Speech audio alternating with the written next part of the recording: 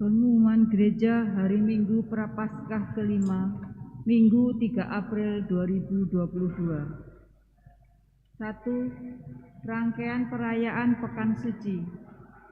Misa Minggu Palma, Minggu 10 April 2022, pukul 7 dan pukul 5. Misa Kamis Putih, Kamis 14 April 2022, pukul 18 WIB. Ibadat Jalan Salib, Jumat 15 April 2022, pukul 7 WIB. Ibadat Jumat Agung, Jumat 15 April 2022, pukul 14.00 dan 17 WIB. Sabtu Suci, Sabtu 16 April 2022, pukul 18.00 WIB. Hari Raya Paskah, Minggu 17 April 2022, pukul 07.00 dan pukul 10 WIB. Pengumuman kedua, syarat mengikuti perayaan Pekan Suci. Silakan menghubungi Ketua Lingkungan dengan membawa fotokopi sertifikat vaksin kedua. Pada saat mengikuti misa Pekan Suci, membawa form keikutsertaan misa yang sudah diberikan oleh Ketua Lingkungan. Apabila tidak membawa form dengan penuh kerendahan hati, silakan mengambil terlebih dahulu. Umat dihimbau untuk datang lebih awal atau maksimal 5 menit sebelum perayaan Ekaristi dimulai. Demikian pengumuman gereja minggu ini. Terima kasih atas perhatiannya.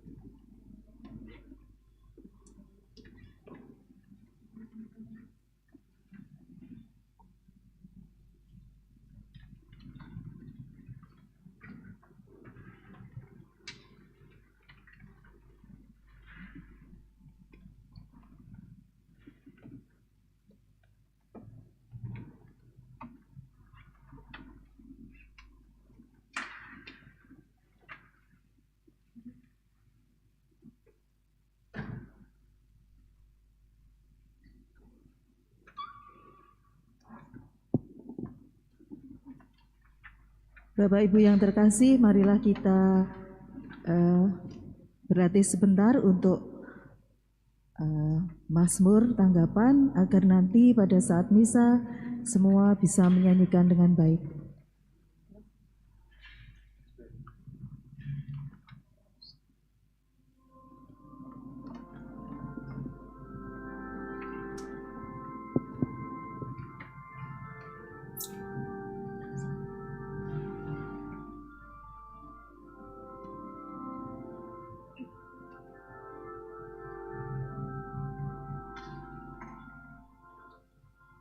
Tuhan telah melakukan perkara besar kepada kita, maka kita bersuka cita. Tuhan telah melakukan perkara besar kepada kita,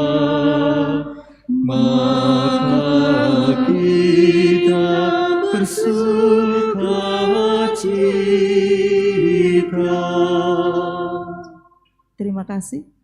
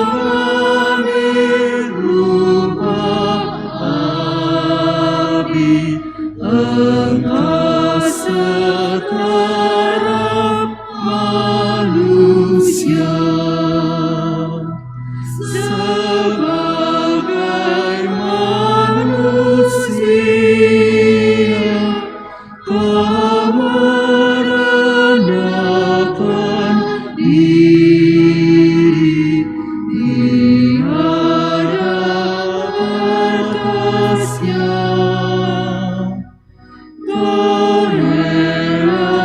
menderita bahkan sampai mati di kayu salib yang kecil.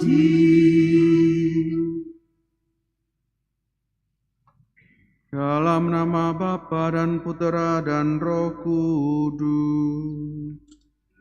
Amin. Rahmat dan damai sejahtera dari Allah Bapa dan dari Tuhan kita Yesus Kristus bersamamu dan bersama rohmu. Bapak, Ibu, dan saudara-saudariku yang terkasih, hari ini kita bersama-sama memasuki hari Minggu Prapaskah yang kelima. Dalam bacaan-bacaan suci, terutama dalam bacaan Injil yang akan kita dengarkan nanti, Yesus mengajak kita untuk terlebih dahulu mendahulukan kasih dan pengampunan daripada penghakiman dan penghukuman. Seringkali sebagai manusia, terutama ketika berhadapan dengan orang lain, manusia mudah sekali menghakimi, dan kalau sudah menghakimi, relasi pun menjadi tidak baik. Tetapi Yesus melakukan pendekatan yang berbeda. Yesus pertama-tama ingin mengasihi dan memberikan pengampunan. Sebagai pengikut Kristus, kita pun diajak melakukan hal yang sama. Mari mengawali perkasti ini dengan hening sejenak, mengakui dan menyesali segala dosa dan perbuatan kita, agar kita pantas merayakan misteri suci ini. Saya mengaku kepada Allah yang Maha Kuasa dan kepada saudara sekalian bahwa saya telah berdosa dengan pikiran dan perkataan, dengan perbuatan dan kelalaian. Saya berdosa, saya sungguh berdosa. Oleh sebab itu saya mohon kepada Santa Perawan Maria, kepada para malaikat dan orang kudus, dan kepada saudara sekalian, supaya mendoakan saya pada Allah Tuhan kita. Semoga Yang Maha Kuasa mengasihani kita, mengampuni dosa kita, dan menghantar kita ke hidup yang kekal. Amin.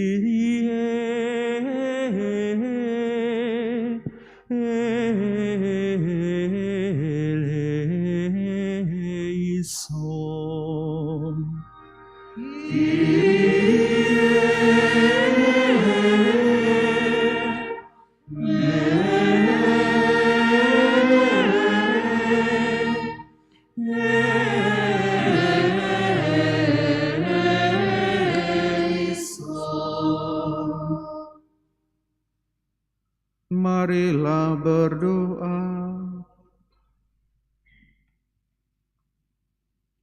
Intensi misa hari ini kita mohon rahmat kehidupan kekal bagi Bapak FX Surati Hadi Harjono yang telah dipanggil Tuhan 3 hari yang lalu.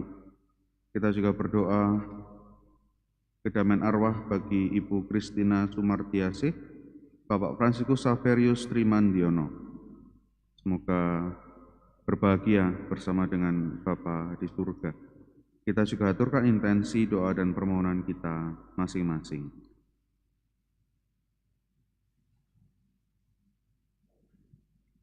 Ya Allah, melalui Yesus Kristus Putramu, Engkau telah menganugerahkan rahmat pengampunan atas dosa-dosa kami, serta memberi harapan akan hidup yang baru. Kami mohon berilah kami hati yang baru, yaitu hati yang penuh penyesalan dan hati yang rela mengampuni sesama kami. Dengan pengantaran Kristus Tuhan kami, yang bersama dengan Dikau dalam persatuan Roh Kudus, hidup dan berkuasa Allah sepanjang segala masa.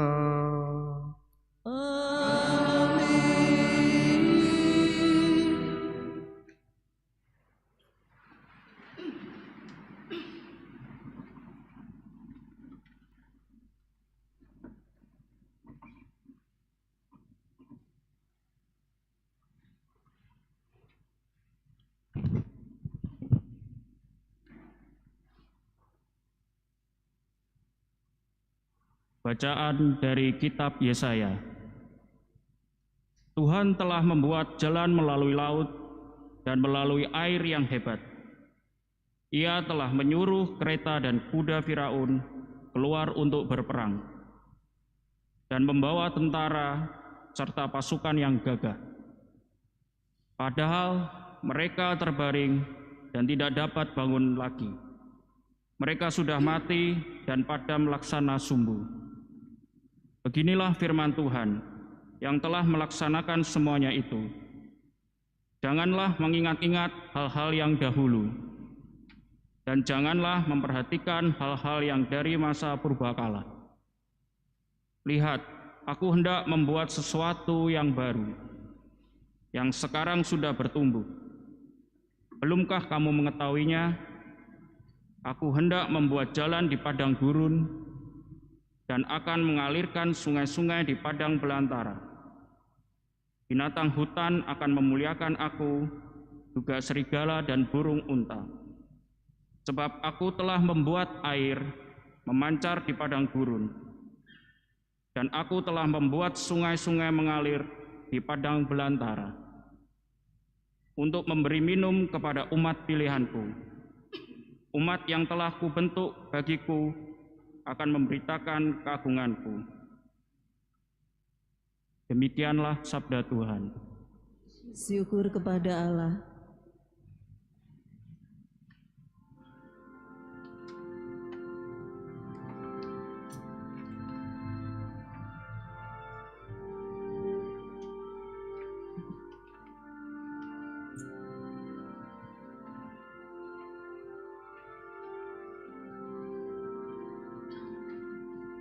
Tuhan telah melakukan perkara besar kepada kita, maka kita bersuka cita. Tuhan telah melakukan perkara besar kepada kita, maka kita bersuka cita. Ketika Tuhan memulihkan keadaan Sion, kita seperti orang-orang yang bermimpi. Pada waktu itu mulut kita penuh dengan tawa riak, dan lidah kita dengan sorak-sorai. Tuhan telah melakukan perkara besar kepada kita, maka kita bersuka cita. Pada waktu itu berkatalah orang di antara bangsa-bangsa, Tuhan telah melakukan perkara besar kepada orang-orang ini. Tuhan telah melakukan perkara besar kepada kita, maka kita bersuka cita.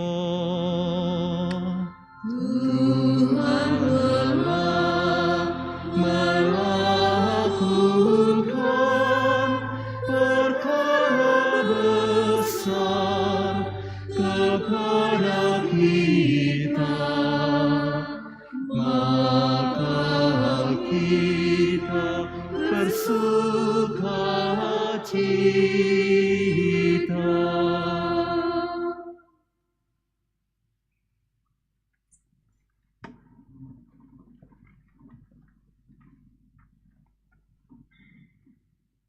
Bacaan dari surat Rasul Paulus kepada jemaat di Filipi. Saudara-saudara, segala sesuatu kuanggap rugi karena pengenalan akan Kristus Yesus Tuhanku. Lebih mulia daripada semuanya. Oleh karena dialah aku telah melepaskan semuanya itu dan menganggapnya sampah, supaya aku memperoleh Kristus dan berada dalam Dia.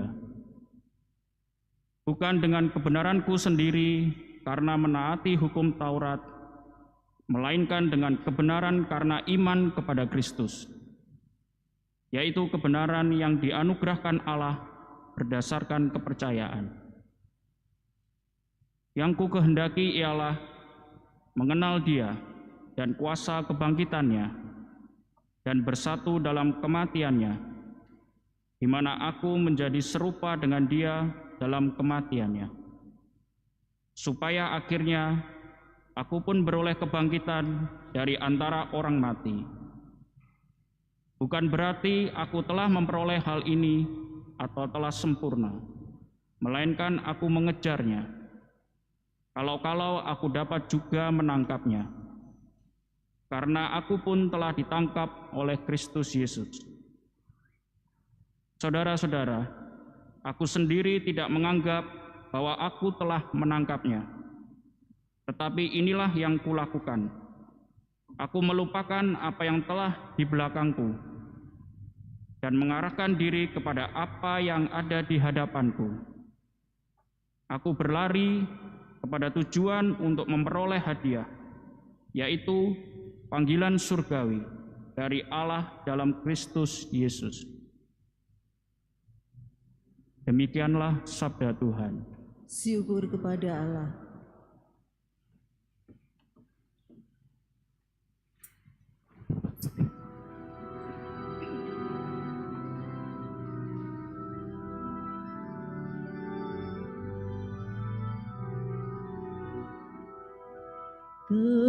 Terpujilah Kristus Tuhan, Raja mulia dan kekal. Terpujilah Kristus Tuhan, Raja mulia dan kekal. Sekarang juga sabda Tuhan, berbaliklah kepadaku dengan segenap hatimu, sebab aku pengasih dan penyayang. Terpujilah Kristus Tuhan, Raja mulia dan kekal. Tuhan bersamamu.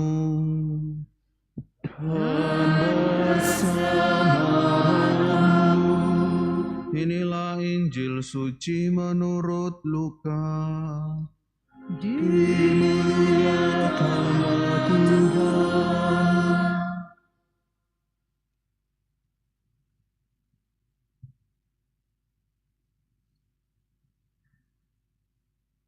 Sekali peristiwa, Yesus pergi ke Bukit Zaitun. pagi-pagi benar, ia berada lagi di bait Allah, dan seluruh rakyat datang kepadanya. Ia duduk dan mengajar mereka.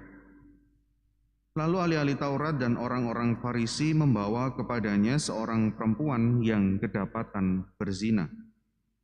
Mereka menempatkan perempuan itu di tengah-tengah lalu berkata kepada Yesus, "Rabi, perempuan ini tertangkap basah ketika ia sedang berzina.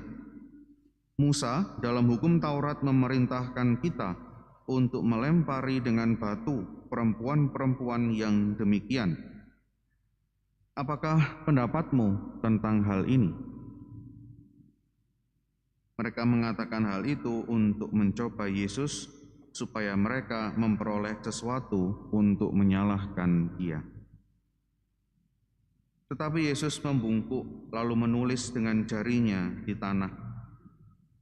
Ketika mereka terus-menerus bertanya kepadanya, ia pun berdiri tegak lalu berkata kepada mereka, "Siapa saja di antara kamu yang tidak berdosa, hendaklah ia yang pertama melemparkan batu kepada perempuan ini." Lalu Yesus membungkuk lagi dan menulis di tanah. Tetapi setelah mendengar perkataan itu, pergilah seorang demi seorang, mulai dari yang tertua. Akhirnya tinggallah Yesus seorang diri dengan perempuan itu yang tetap di tempatnya. Lalu Yesus berdiri tegak dan berkata kepadanya, "Hai perempuan, di manakah mereka? Tidak adakah seorang pun yang menghukum engkau?" Jawab perempuan itu, "Tidak ada, Tuan." Lalu kata Yesus, "Aku pun tidak menghukum engkau. Pergilah dan mulai dari sekarang jangan berbuat dosa lagi." Demikianlah sabda Tuhan. Terpujilah Kristus.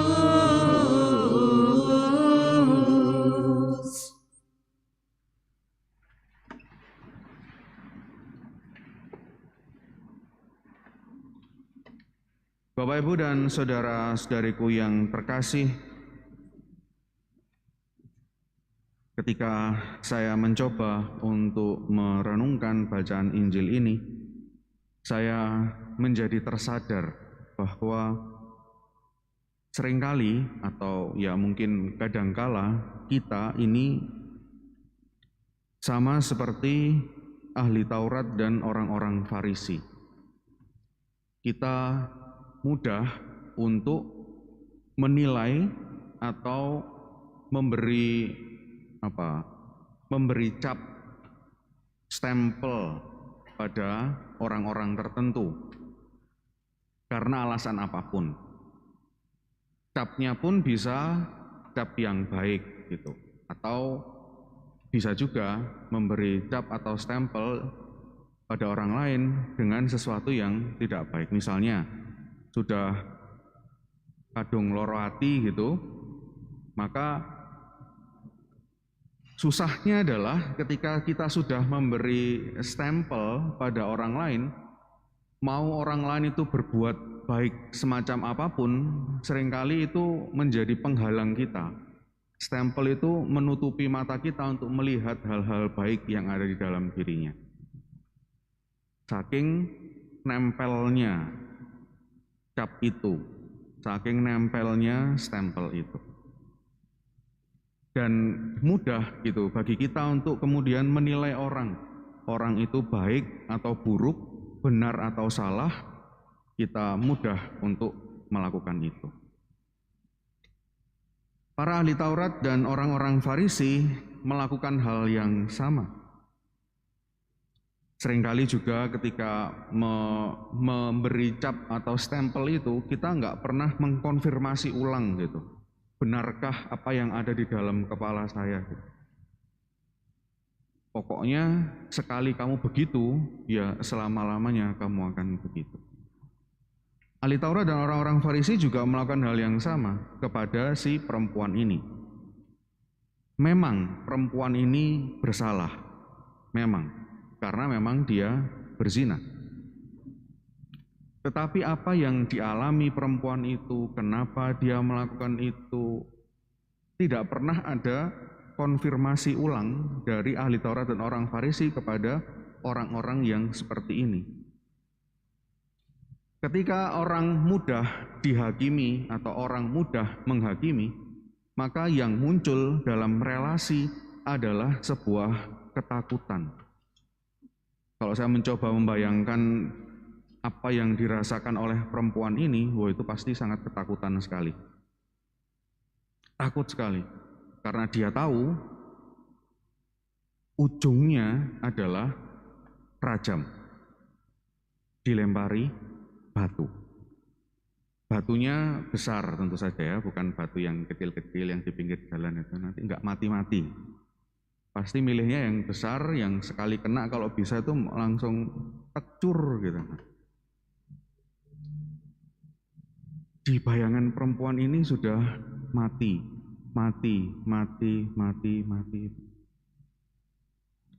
Padahal sebenarnya si ahli Taurat dan orang-orang Farisi ini sok-sok adil saja. Padahal dalam kitab yang lain, kalau dikatakan dalam kitab Imamat, jika terjadi sebuah perzinahan, yang dihukum ya laki-laki dan perempuan. Perzinahan nggak mungkin sendiri kan ya. Berzina sendiri itu kan nggak mungkin. Maka kenapa yang dibawa kok cuman yang perempuan saja? Yang laki-laki kemana? Belum lagi, memang apa yang dilakukan oleh ahli Taurat dan orang Farisi adalah cara untuk menjatuhkan Tuhan Yesus. Mereka mencari cara sedemikian rupa agar Tuhan Yesus salah dan mereka punya alasan untuk menghukum Tuhan Yesus. Kalau ketika itu Yesus mengatakan rajamlah orang ini, maka Yesus sepakat dengan hukum Yahudi. Maka dia akan menjadi musuh orang-orang Romawi. Tapi sebaliknya, jika Yesus mengatakan jangan dirajam, dia akan otomatis menjadi musuh orang-orang Yahudi. Katanya kamu seorang Yahudi, tetapi terhadap hukum Taurat pun kamu tidak mengakuinya. Yesus tidak mau masuk ke dalam cara berpikir, pola bertindak ahli Taurat orang Farisi yang penuh dengan kelicikan itu. Maka untuk mengatasi atau untuk melawan penghakiman itu, dan juga kemudian penghakiman berujung pada sebuah hukuman, Yesus menyatakan kepada kita, Yesus mengajarkan kepada kita secara tidak langsung untuk terlebih dahulu mendahulukan cinta kasih dan pengampunan. Yesus tidak reaktif terhadap apa yang dilakukan oleh ahli Taurat dan orang-orang Farisi. Membungkuk dan menulis ke tanah adalah sebuah cara untuk meredam emosi orang-orang itu. Tampaknya bukan sebuah tindakan yang penting gitu ya. Ini ngapain Yesus di saat yang seperti ini kok malah membungkuk dan menulis ke tanah gitu. Apa yang ditulis di tanah ya gitu. Ya nggak ada yang tahu, orang nggak ada yang pernah lihat gitu waktu itu. Tapi tampaknya Yesus ingin sedang menurunkan tensi orang-orang yang marah sekali ini.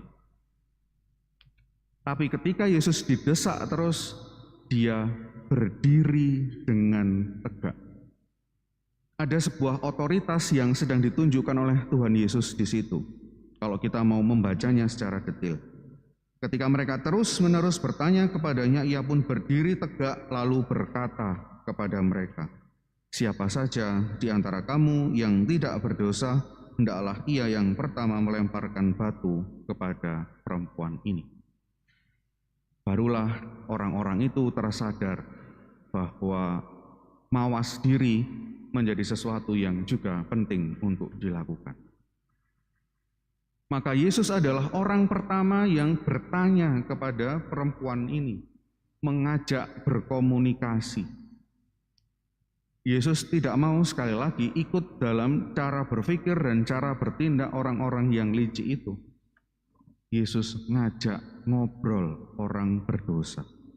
Pendekatan personal ini adalah cara Tuhan Yesus untuk memberikan kasih kepada orang yang berdosa ini. Yesus tidak ikut-ikut emosi, Yesus tidak ikut-ikut marah, tapi dia hanya bertanya, "Perempuan, di manakah mereka? Tidak adakah seorang pun yang menghukum engkau?" Ungkapannya penuh dengan cinta kasih, ungkapannya tidak penuh dengan penghakiman, ungkapannya penuh dengan pengampunan. "Aku pun tidak menghukum engkau. Pergilah dan mulai sekarang jangan berbuat dosa lagi." Bagi perempuan ini, perasaan diampuni, perasaan diberi sebuah kesempatan untuk punya hidup baru adalah kesempatan yang merubah dalam hidupnya. Beda kalau seseorang itu dihukum. Hukuman itu bisa membuat orang jera, tetapi dengan diberi cinta kasih, dengan diberi pengampunan, seharusnya hatinya itu tergerak. Yang menggerakkan itu bukan ketakutan atas hukuman, tetapi karena merasa dikasihi dan merasa diampuni. Bayangkan kalau kita ini adalah si perempuan itu. Apa yang selama ini menggerakkan hati kita untuk bertobat? Apakah pertobatan yang kita lakukan itu hanya karena kita takut masuk neraka? Apakah kita takut oleh atau takut dengan Tuhan Allah, maka kita bertobat? Atau pertobatan kita sungguh didasari oleh cinta yang kita rasakan, yang kita dapatkan dari Tuhan Allah, dan kemudian merasa diampuni oleh Tuhan Allah? Apa yang membuat kita takut untuk masuk ruang pengakuan dosa? Apakah di dalam ruang pengakuan dosa itu kita merasa terhakimi dan terhukum? Ruang pengakuan dosa justru ada sebagai cara Tuhan untuk memberikan kasih-Nya kepada kita dan memberi pengampunan yang besar kepada kita. Harapannya dengan diberi cinta dan dengan diberi pengampunan yang begitu besar dari Tuhan Allah, kita pun terdorong untuk bertobat. Kehancuran diri kita, keberdosaan kita itulah yang dipandang oleh Tuhan Allah. Maka semua orang punya masa depan yang cerah. Yesus seringkali juga mengatakan hal yang sama. "Pergilah, dosa-dosamu sudah diampuni dan jangan berbuat dosa lagi." Bacaan pertama tadi mengatakan kepada kita juga tentang hal itu. Bacaan kedua juga. Janganlah mengingat-ingat hal-hal yang dahulu dan janganlah memperhatikan hal-hal yang dari masa purbakala. Lihat, Aku hendak membuat sesuatu yang baru, yang sekarang sudah bertumbuh. Dalam bacaan kedua kita tahu bagaimana Paulus dulu adalah orang yang berdosa sekali. Dia mengejar-ngejar orang yang mengikuti Tuhan, tapi dia diubah oleh Tuhan Allah. Dia bertobat dan menjadi seorang pembela Kristus yang sejati. Masing-masing dari kita punya masa lalu. Masing-masing dari kita punya keberdosaan kita.